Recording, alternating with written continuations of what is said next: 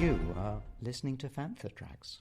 Because of the following special program, Wonder Woman and the Incredible Hulk will not be presented this evening.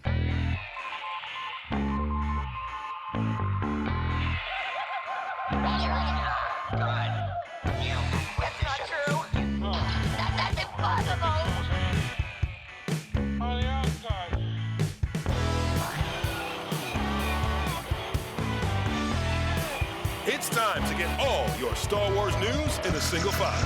This is Making Tracks. Here are your hosts, Mark Newbold and Mark Mulcaster. That's not true.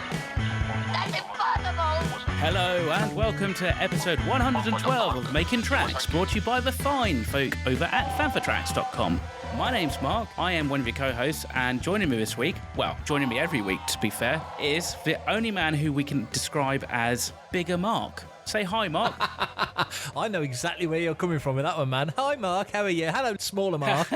Actually, that doesn't work out quite so well, does it? That makes me Just feel for me. slightly inferior. Well, you set me up for it. Yeah. You set me up. Of course. How are you doing, buddy? How's things? Oh, very good, very good. Busy as always. We've been crazy busy because as we record this, it's Wednesday, isn't it? Oh, I don't even know what month it is. So, yeah, so usually we record this on a Sunday. We were both busy this Sunday at MCM in London. Good fun, though. Good fun, yeah. We kind of missed each other at MCM. You were there Yes. Saturday. I was there Friday and Sunday. But from That's right. what I understand, at least looking at the photos that good old Matt Booker has posted up on fanfatracks.com, a good time is had by all. It was, yeah. Some of the team were there. Like you say, Matt and Brian were there. I was there on the Saturday. You were there Friday and Sunday. That's right, isn't it? That's right. Yep, there with UK Garrison, sweating my socks off in my Boba Fett. You had a good time, though. I had a great time. Yeah, it was really good fun. And not only because, I was with the 501st, but also just because it was great to be out in costume again at a convention. I've done it a couple of times this year already when we've been at events, either in my vet or with the Rebel Legion and stuff, but it's still really nice to have people come up to you and kind of say, oh, wow, your costume looks amazing, and appreciate the fact that we're there as well, which I think, before the pandemic, we were out most weekends doing conventions and stuff, and I think everybody, fans, us, and Matt, started to take it for granted. But the reset after the pandemic has kind of helped. I think people appreciate things a little bit more. Oh, couldn't agree more. I totally get that. And it's weird when you with the costuming and what you do and us with the news coverage and such, you're out all the time, you're doing stuff all the time. You do kind of take it for granted. So this, as you say, reset's a great way of phrasing it. That this break we've had has made us go back into it thinking, wow, this is actually well cool doing this. It's great. So I really enjoyed MCM. It was good fun. It was nice to be out there. Myself and Brian got a cracking interview with Cavan Scott, which will be coming out very soon on Fantha Tracks Radio as an episode of Cannon Fodder. And there's new episodes of Planet Leia coming. There's new episodes of Desert Planet coming. We're finally going to launch Start Your Engines after 2 years of me prevaricating about it. Awesome. So the whole network's really getting up and running again, so it's all good. Has any cool new stuff come into your possession this week, Mark? No. No. Do you know what? Yeah, it's just dawned on me. Really? Yeah, it's just dawned on me. Nothing. I don't even think I've had a letter, like a bill or anything. It's Really? Yeah. It's just dawned on me how unbelievably depressed. And to be honest, I was so busy in costume on the weekend, I just didn't even get a chance to go out and do any kind of shopping. Probably be picking something up so that hopefully we will have something to discuss next week. I didn't buy anything at MCM, and that's never happened since my first Comic-Con back in the early 90s. I've always bought something. I literally didn't buy a thing, which is weird, but I did pick up my new comics from Matt. So there's a few things to go through there. There's that lovely Viz Media version of Guardian of the Wills, which I'm looking forward to having a read of. So my good buddy Pete Fletcher made a T-shirt out of something that I said on Twitter. So I basically said, in response to somebody talking about Star Wars and retconning and such, I made some quote along the lines of, retconning the galaxy since 1977. Pete thought it was a cool idea, so he's put it into his T-Fury T-shirt page, and it's out there and available. A quote I came up with on Twitter this week, you can get as a T-shirt, which is about the coolest That's thing. cool. And the T-shirt's actually turned up. It's upstairs at the moment, so I haven't got it to hand, but I will make sure I'm wearing it at some point over the next few days. So yeah, so that's come in. There's been a few of the bits and bobs, but we are up against the clock today. So shall we just pile into the news and see what we can talk about? Let's see what we can pull out of the bag. And actually, hot off of the presses, shall we start with the latest Saturn Awards? The winners were announced last night. Yeah, the 46th Annual Saturn Awards, which is a big deal in the realms of sci-fi and fantasy. Star Wars The Rise of Skywalker did really well. It walked away with 5 awards, not only The Rise of Skywalker, also The Clone Wars and The Mandalorian. But Rise of Skywalker It won Best Science Fiction Film. JJ won Best Director. It won Best Music for John Williams. It won Best Special Effects and Best Makeup, Neil Scanlon in both of those categories as well. And also for, as I say, Mandalorian, Best Presentation on TV.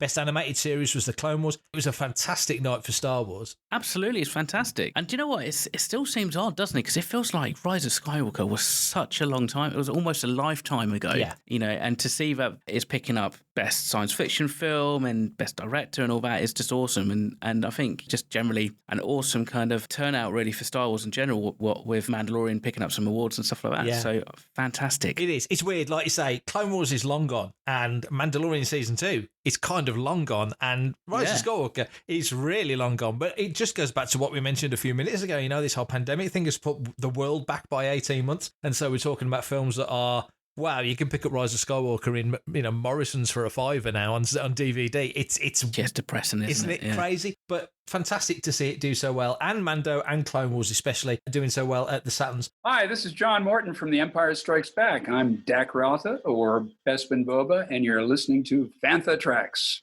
Ahsoka, it looks like, and it's a rumour that was first posted in the Hollywood Reporter, they're claiming, and it's not been confirmed by Lucasfilm, so this is definitely not rock solid, but they're saying that Hayden Christensen will be appearing in some form or fashion in the Ahsoka Disney Plus series, which of course stars as Rosario Dawson. Rosario and Hayden Christensen are old pals. Yeah.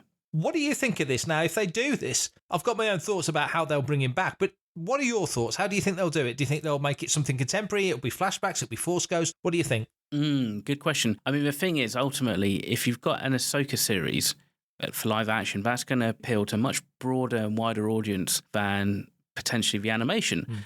And so there's a lot of backstory with Ahsoka that they kind of need to find a way to kind of cram in so that, you know, if there is some kind of connection to Anakin Skywalker, because you can't just literally have somebody on screen just go, oh yeah, weren't you like Anakin Skywalker's apprentice? They need to show something like that, because I'm sure one of the things they could probably, deal with in this series, or at least for first season, if it's multiple seasons, it's going to be maybe Ahsoka kind of coming to terms with Anakin being Vader and all that brought with it. I mean, for instance, you know, you could quite easily see that, you know, if you've been trained by somebody who becomes like a dark Jedi and, you know, a Sith Lord, then you maybe have to start questioning what you've been taught and how your perception of the Force is and how that could maybe affect the decisions you've already made. Yeah, that's a great point. Yeah, because I suppose if you look at Ahsoka as a character, she always felt like an add-on to that whole Clone Wars era story. But as the years have gone by, you've realised she's way more integral than we would ever have imagined when she first rocked up in the Clone Wars movie in 2008. So to be that character that now in The Mandalorian we've seen her, you know, involved in Grogu getting back to Luke and all that storyline, and we know that, you know, Thrawn gets mentioned, and we know that's leading into its own series. She was let down by the Jedi. So she must have walked away at some point thinking these kids get chosen and kids get taken and trained because of their capability and powers within the Force. And presumably Ahsoka was one of those little kids.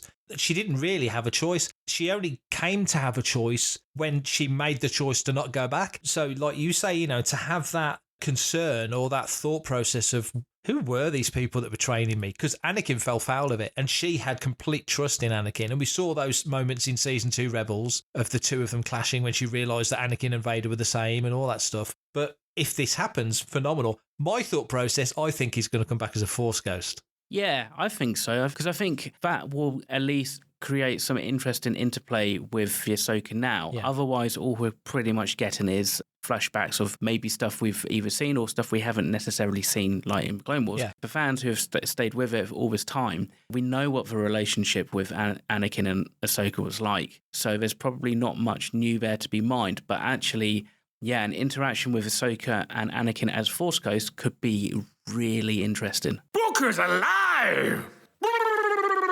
Be gone with him!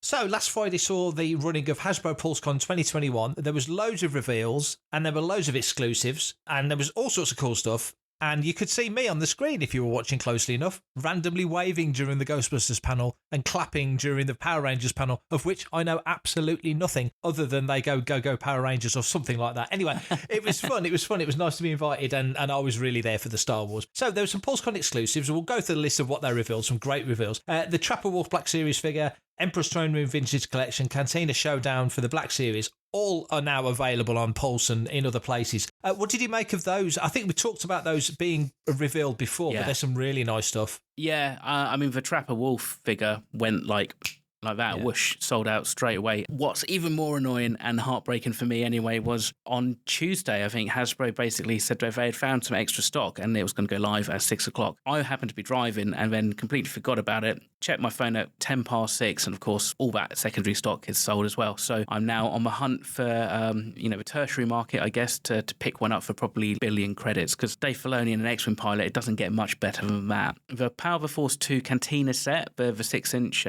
Cantina cinema scene that we got, that took my breath away a little bit in terms of like the price because that was like 110 quid. But then actually, to be fair to him, Matt Booker kind of broke it down and said, well, look, 6-inch Black Series figures like 20 odd quid plus each, so you've got 3 there plus the play sets, so that's going to be another 40 quid. So it's not overly expensive. It's just that actually kind of for what it is, you kind of go, I remember when I only paid 20 quid for this back in the Entertainer back in like 97 or something. Didn't you pick up the 3 3/4 recently on your recollection of some of those old things? On my rebuy? Yeah. I know I've picked some up. I don't know if I picked that one up. I might even pick that up. Maybe I might just see if it hangs around to the end of the month. I might just pick it up just for the sake of it as a well done for getting to the end of November. Vintage Collection Speciality Wave. So there was a Phantom Menace inspired Anakin with his remote and his little Padawan training hat. 3.75-inch Mace Windu, which looks really nice. From Attack of the Clones, they've got the soft goods looking fantastic on that. There's also a Ben Kenobi from Attack of the Clones, again, soft goods looking fantastic, and an Ahsoka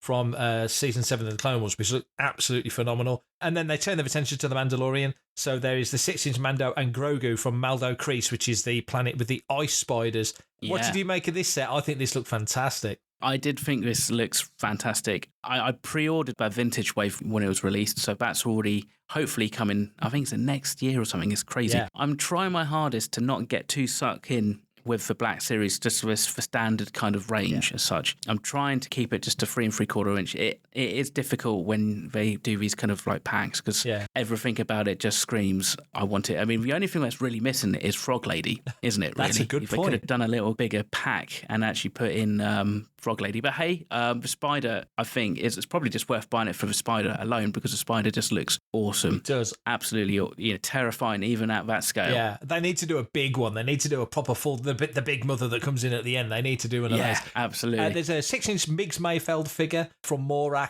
the episode with the tanks. There's a Boba Fett as he appeared on Titan right near the end of Season 2. Again, soft goods look amazing. There's a Cobb Vanth. Ordered mine from All the Cool Stuff. If you want to get your figures in the UK, get them from All the Cool Stuff. Cobb Vanth, absolutely fantastic looking figure. The deco on that is insane. And then moving to the Vintage Collection, similar to what they released earlier, Mando and Grogu, Maldo Kreis, which again is with the spiders. You get about 3 spiders, 4 spiders, there's 3 spiders with this one, and little Grogu in his little egg carrying pod, which is very cute. 3.75-inch Navarro Cantina playset. What do you make of this? I think that's really cool. Nice surprise as well. Good to see that they've been doing dioramas for the original trilogy, so it's nice to see something for The Mandalorian. And I think, the end of Season 1 2-parter with that standoff in the cantina is a perfect setting for diorama builders. Moving on from that, there's the Vintage Collection, the 3.75-inch Rebel Fleet Trooper pack. I'm totally ordering this because I ordered the Stormtrooper pack. And the way they've broke the figures down, very different looking figures, very, very cool. There's a few Galaxy's Edge releases. There is the AT-AT Driver, R5 Astromech, Mouse Droid, and General Hux. Beautiful, beautiful packaging on these. And then they move to the Droid Depot, where there's a Droid Depot action figure set, which is K7R1, CB23, a Pit Droid, Babu Frick, and Battle Droid. So basically, it's an RX series K2SO type droid, a BB-8 type droid, a very cool looking Pit Droid, Babu Frick, and a Battle Droid. Again, beautifully presented. What do you think of the packaging on these? I think they look gorgeous. It kind of harkens back to the Vintage Collection, doesn't it? With the vehicles and the play sets where you'd have the sketch on one side and then the photo on the other. But it's a fun set because it's quite an interesting variety. You've got the old and then you've got the new and the cute. Wicked little set. Wicked little set indeed. There's a creature pack as well, which includes a Kowakian monkey lizard, Minoc, Porg, and Boglings. Again, that's a beautifully presented set. A nice little bit of texture there, character creature texture as well. They're releasing an FX Elite lightsaber, and it's one that had been rumoured. It's the Leia Organa lightsaber from The Rise of Skywalker, the award-winning The Rise of Skywalker.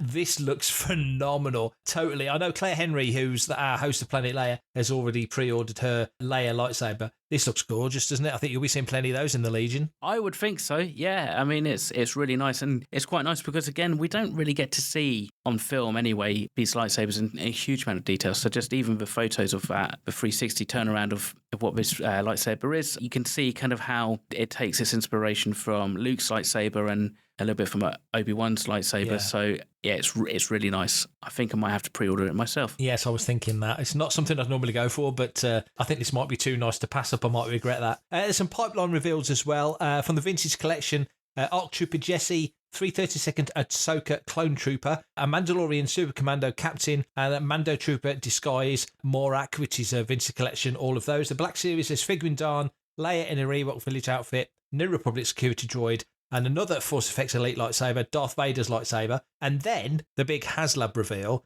that monster Rancor, which we've already spoke about on the show because it was mentioned a few months back. But to see it in more detail, what did you make of this? It's big. It is, I mean, to be honest, it looks awesome. The detailing and texture on this mock-up looks amazing. I was left slightly uninspired, just partly because it wasn't already painted. So seeing it in grey, it makes it a little bit flat. But you can kind of see it compared to as a 6-inch Stormtrooper. You can just see how big it is. It's going to be a monster. I haven't backed this yet. I'm on the fence with this one, if I'm honest. How about yourself? I haven't either. I mean, obviously we're both getting the crest. I didn't do the barge, which I kind of look back and wish I had, but I know that I would have nowhere to put it. I might. I mean, it's a big lump of plastic. I don't know. I probably won't, but I will regret it. Yeah, I mean, so currently at the moment, I believe the backing of this project, they're after 9,000 backers. It's currently sat at 3,648. The funding ends in 40 days. So, to be honest, there's not as much buzz about this as there was with the Razor Crest, even the Katana. And I just wonder if that's partly because they've gone large, which is great. It's not something that we haven't had. I mean, the original vintage Rancor was, relatively big, but this thing, I think, looking at it, there's a photo actually on the Hasbro Pulse site of the Razor Crest, the Katana, and the Rancor. Yeah. And the Rancor looks to be like the same height as the Katana. Yeah. I think it's all about the scale, isn't it? So I suppose this may just not necessarily, appeal to every kind of collector, to be honest. I guess it depends on what you think HasLab is for, doesn't it? I mean, exactly. I think personally for me, I think for Black Series, when they release the Snowspeeder and things like that, maybe that sort of scale, or figures that they're not going to do in mainline, that sort of thing. Yeah. For 3 3/4, then I think, you can go down the line of a Razor Crest or bigger vehicles. I'm sure at some point they'll do an Imperial Shuttle, or they'll, they'll go down that route where you'll get something that, that takes up the space of a chair in the living room sort of thing. But with this, it's, look, you just mentioned it, 9,000 backers, they're at 3,000, as you say. Stretch goals at 11,000, second stretch goal at 13.5. It's a big beast. It's 27 inches wide with his arms stretched out, 45 points of articulation, 950 deco points. So it's full on, spot on scale, correct scale for a 6-inch figure. $350, they're saying here, $350. So it's going to be 350 quid, like you say. Spring 23, perfect, because Jedi's 40th anniversary in 23. So it all makes sense. But I think this will be like the Katana. I think this will gather pace as it gets nearer the deadline. For everything in one location, daily news, reviews, interviews, podcasts, video, and social media feeds, bookmark FanthaTracks.com for Star Wars news 24/7, 365. So since our last recording, Farthest From have added a few guests. The first one, and this is an awesome guest, it's a guy who's been to the show 3 times previously. It's his 4th visit. It's super collector Gus Lopez. So Gus is coming over from the States, going to be talking to folks and chatting about his collecting habits, his trips around the world. He really does get around. So going to be fascinating to see Gus at the show on the 12th of December. He joins Matthias Rendal, who's already been announced, and also announced just over the last couple of days a couple of podcasts, Generation Skywalker and the Vintage Rebellion. They're both going to be there. They're both going to be recording shows. You'll be able to talk to all the guys behind those 2 sites and podcasts. So there's some really good guests who really know their stuff when it comes to vintage. I don't want to wish anything ill on you, Mark, but I do hope that your show in, is it Greece, doesn't happen, so you can come to Farthest From. That's my selfish hope. I have actually cancelled my leave for that week leading up to it. So as far as I think the band's concerned anyway, it's not happening. We've not heard anything from promoter. So, there's only so long you can kind of wait. So we have decided to make other plans. So hopefully that does mean that my plans will include a trip to Farthest From on the 12th. Well, if they do, we need to sort something out, make some plans. We've got Carl from Desert Planet coming. We've got Paul from The Site and from Start Your Engines coming. There's going to be a few Fanthers there. Maybe we should sort of come up with some concoctions and try and figure something out. That sounds like a plan, doesn't it? Let's do that. At the very least, a curry on the Saturday night. I'm Neil deGrasse Tyson, and you are following Fantha Tracks. The High Republic, the conclusion of Phase 1 starts January 2022. Now, me and Brian spoke to Cavan Scott, as I mentioned earlier, at MCM London. That's coming out on a forthcoming episode of Cannon Fodder. The Phil Noto poster artwork, probably be a trade paperback cover by the looks of it. It's absolutely beautiful. Was posted by the official Star Wars Twitter feed, and then all the authors shared it. Everybody got talking about it. Not an awful lot we can say other than we know that the end of Phase 1 is coming in January. But what do you make of that image? Looks stunning, doesn't it? Yeah, Phil Noto's work always looks good, so it's exciting. And I think, hopefully this is going to be a really good, strong end to this first phase. What are you expecting from the end of that phase? Because everyone's piling in on poor old Cavan Scott, because a certain character, without giving anything away for people who haven't read Rising Storm, a certain character has a pretty rough time of it at the end of that book. And Cavan Scott is absolutely getting battered for it. And he takes it all in good humour, but I'm sure at some times he must go, this is going to get very old very quickly, because it's kind of become a thing. But that being said, this is a completely new era. They can do what they want, really. There's no constrictions on what everybody can die at the end. It could be Rogue One times 100 if they want to make it that way. But what is your gut telling you? Just structurally as a story, it's a 3-part play, isn't it? It's a 3-phase storyline. So you've got to drop down the plunger to get to Empire Strikes Back before you can rise up again for Return of the Jedi kind of logic. But what are you expecting at the end of Phase 1? Kind of feel like this needs to be the conclusion of like the Nihil, if I'm honest, because them and the Drengir kind of run their course, and especially for Drengir, kind of feel like they didn't really get going. So whether or not that means that something's going to happen in Phase 2, but it kind of at least feels like for the time being, that the Jedi on top of the Drengir issue, so that's not necessarily an issue. And I find the Nihil interesting, but also not as interesting as was it the Leveler that was unleashed in Rise and Storm. That has some interesting thoughts behind it, because I think ultimately when they were initially talking about and launching this whole series, the thing that all the authors were talking about was like, what is the thing that the Jedi are most scared of? And fear. And basically fear itself is that issue, isn't it? It's like fear is such a debilitation, and Yoda says it himself, fear leads to the dark side. So ultimately fear has probably got to be the one thing that is always going to be in the back of their mind. I would like to see that by the end of Phase 1, maybe the Jedi have been a little bit pasted a little bit more. So like, not only are they're shaken to their core because, a couple of them have died, but also maybe they're slightly decimated and actually split up and stuff. I mean, because there's quite a large group of Jedi, there's quite a large cast for this whole era. So it'd be quite interesting to see them, all of them kind of slightly out on their own and maybe facing their own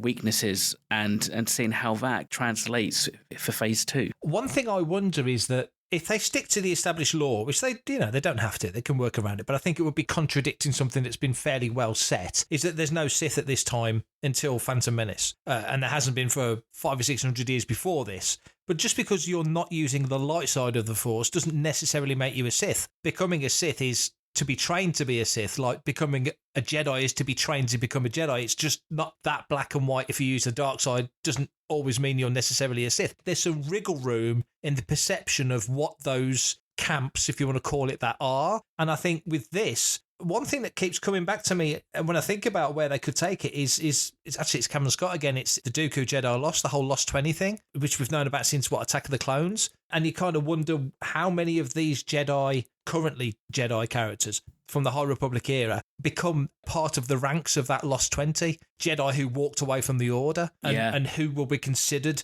to be in that group. And I can see, because they're all fresh characters, because there's not a single character really other than, obviously Yoda, but very few others, and I'm sure they'll work in a couple of others that are kind of familiar, long-lived characters. For example, I can't remember if it's High Republic Adventures or the actual High Republic comic. The next story takes place on Takodana. We know Maz's castle is on Takodana and has been there for 1,000 years. So there's every chance you're going to see Maz coming up in High Republic. Yeah. They've not announced it, but that kind of makes some sense. So, there's things like that. But nevertheless, I just think that you've got wriggle room to build adversaries using the Force for their own nefarious means or whatever they might be, but not necessarily becoming Sith. I'm Stephen Lane, CEO and founder of Prop Store. Let me tell you a little bit about the auction itself. It's a 3-day auction, November the 9th through to November the 11th. We're going to start each day at about 3 p.m. GMT, so that's 3 p.m. here in London. That's 7 a.m. on the west coast of the US and 11 a.m. on the east coast of America. There's going to be over 1,000 lots from over 300 film titles and TV shows, so please be prepared to tune in for about 6 to 7 hours each day. And you can find out all the information about the auction and register for bidding at propstore.com/live auction. So the latest Prop Store Entertainment Memorabilia live auction takes place on the 9th to the 11th of November. This one has got all sorts of stuff. There's about 1,100 items going into the auction, but a good chunk of them, over 100, are actually from the Star Wars galaxy. There's some phenomenal stuff. I don't know if you've got the page open on Fantha at the moment, Mark, but I do. You do. Yeah. That's perfect, and anybody listening should do the same, unless you're driving. But roll through it because there's some gorgeous stuff. There's a light-up X-Wing, ILM X-Wing from Episode 6 from Return of the Jedi. Estimate on that, 200,000 to 300,000. It's the lead picture on the article because it's gorgeous. What do you make of that? That's beautiful, isn't it? I mean, yeah. Along with everybody else, if they had spare cash. I mean, the fact that it's still working and it still lights up, it looks wicked. Stormtrooper helmet, always good. You can just see how battered it is. Yeah. You can see where the decals on the cheeks have been applied because they're still kind of fairly white. But the plastic, I think it would have been, is it HPD, something like that? Does yellow very quickly. Yeah. So, yeah, it's not surprising that's looking like that. Also, there's a R2 droid, which is from Rogue One. So that has got a estimate of £100,000 to £150,000. And then, of course, we've got the hero lightsaber from Episode 1 from Phantom Menace. That's Darth Maul's. And I think as lightsabers go, probably Darth Maul's lightsaber has to be one of the most iconic hilts, I think, out there. It's a hero hilt, but it looks to be made of resin. It doesn't look necessarily, at least the emitter end, it's got like bubbles in it and stuff like that, which you'd probably get in a resin. I don't know if maybe the rest of it is actually a metal or something, but I thought the hero hilts were actually made of metal. Maybe I'm wrong. Some big high-value ticket items there, but if you want to, have a splurge before Christmas, why not go and do it? Exactly. There's a couple of other bits. There's Hayden Christensen's or Anakin Skywalker's lightweight belt lightsaber from Revenge of the Sith, £40,000 to £60,000. Bail Organa's hero blaster, also from Revenge of the Sith, $20,000 to $30,000. C-3PO's hand from The Empire Strikes Back, $15,000 to $20,000. Now, this one, I'm thinking, there was, and I can't remember Bantha Tracks back in the day, 81, something like that. One of the prizes, it was a writing art competition, and one of the prizes, I cannot remember if it was a hand or a foot. It was a 3PO hand or a 3PO foot, and I can't remember. But as soon as I saw that, I thought, I wonder if that is that self-same thing. From Bantha Tracks gave away a screen-used prop. Yeah, they did, yeah. It was the big prize. Wow. There was all sorts of stuff. Just before I joined the fan club, that was when they put all the fan club members' names in the capsule and such. I joined about 6 months after, so I just missed out on that, much to my regret when I found out. There's a Hoth Rebel Trooper pistol from Empire Strikes Back, $15,000 to $20,000. An absolutely beautiful, untrimmed, Gone with the Wind quad, UK size landscape from Empire again, $10,000 to $15,000. A Death Star gun model miniature from Episode 6 from the Death Star, $10,000 to $15,000. You can see the foam there. It's just starting to fracture a little bit, but it's still very clear what it is. And then a Darth Vader tour costume when the original trilogy got its VHS release in 95. Perfect Vader costume, $10,000 to $15,000. Absolutely incredible stuff. I love covering Prop Store on the site because the pictures are so gorgeous and it's just incredible. It's way out of our league. Nice to dream, isn't it? It's nice to dream. This is Steve Bloom, voice of Zeb Aurelius, and you're listening to Fantha Tracks. Caravast. May the force be with you. The solicitations for January 2022. Can you believe January 2022? Makes no sense. God. It's not 2022. It can't be. There's a whole bunch of comics coming out in the month. There's High Republic Eye of the Storm. There's High Republic Trail of Shadows. Ongoing titles. There's Crimson Reign is in there. Bounty Hunters, obviously, Dr. Aphra Star Wars issue 21. But the one that really caught our eye that I wanted to get your thoughts on, Mark, is Star Wars Halcyon Legacy, issue 1 of 5. Now, obviously, this ties in with Galactic Star Cruiser, which launches in the spring of 2022. Yeah. They're tying in very closely with that. Did you expect, because I didn't, but I didn't expect it with Galaxy's Edge, did you expect them to do a spin-off comic series? I think I even kind of suggested it like So a couple this is of your episodes idea. This is back. your idea. I wouldn't. Well, no, clearly Because obviously I don't want Marvel to are take credit for listening. it. But I think I may have said, and I may have said it slightly tongue-in-cheek, maybe slightly facetiously, about I wouldn't be surprised if Dr. Aphra starts popping up. Yes. And I wonder, because of the fact that it says Halcyon Legacy. And I've not read the blurb about potentially what the comic's about, but I wonder if actually they do time hop and maybe it's a Halcyon through different eras. It gives you an excuse to put all the characters onto the Halcyon. That's a great point, because reading the blurb, I think you've nailed it. It says, as the legendary, clearly there's a history to the ship. Legendary Halcyon embarks on a momentous cruise. The ship heads towards a confrontation with the First Order, so that sequel trilogy. But what secrets from the High Republic era can help the passengers and crew all these years later? And how did Jedi Nibs and Burry is the Wookiee, fend off a Nihil attack on one of the first ever voyages? So, yeah, you're right. I think you are. You'll probably be on that ship. There'll be sometimes you're in High Republic era, sometimes you're in First Order era, sometimes classic. Yeah, I think you've nailed it there. But hey, that's going to be a fun little read, because it's quite nice to be able to do that kind of stuff. Because whilst we've had OT era tie-ins to High Republic and stuff, but actually to get a story that potentially is going to time jump between the High Republic and different eras, I think it's quite fun, and it's going to be quite unique. So I'm sure you'll be able to pick up limited edition covers at the Halcyon, at the Galactic Star Cruiser when it finally opens up to the public. Yeah, that's a very good point. That's a good point. And it is issue 1 of 5, so we should learn a bit about the ship, a bit about its history. They did a pretty good job, I think, with the Galaxy's Edge comics. I wasn't sold initially, but, once they actually got up and running, they were actually a lot of fun. Yeah, I think the reason why they worked better was because some of the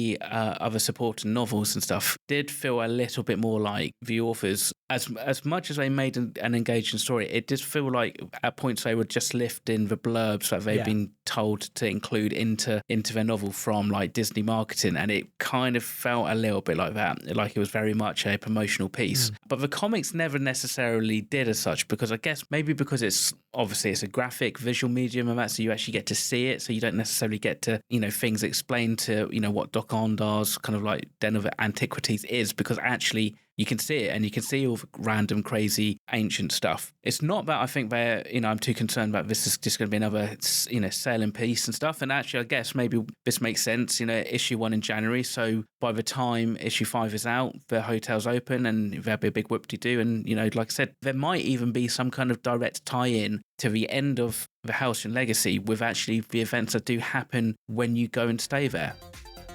So I'm going to escort Mr. Newbold like a nurse escorts an elderly gentleman through the gardens of a retirement home to the outro. Basically, what this means is, unfortunately, everybody, it's the end of the episode. But if you want to ask us a question or have a thought, comment or theory, you can drop us an email and they are most certainly welcome. So Mark, can you let the good people know how they can get in touch? If I can remember my lines, I will. And thank you for walking me to the door. If you want to be a part of the action and stay updated on all the latest Star Wars news, visit fanthatracks.com or check out the free...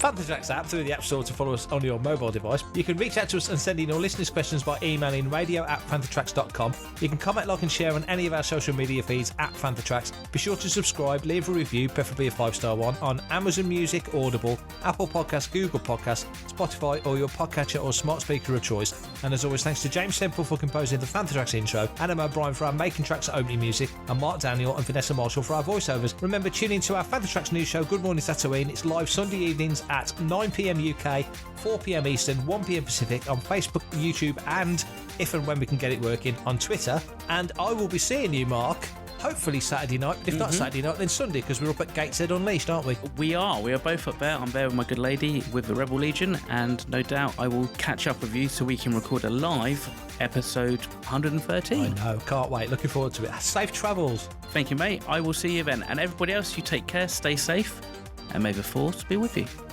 Thanks for listening. Coming up next on Fantha Tracks Radio, it's Cannon Fodder.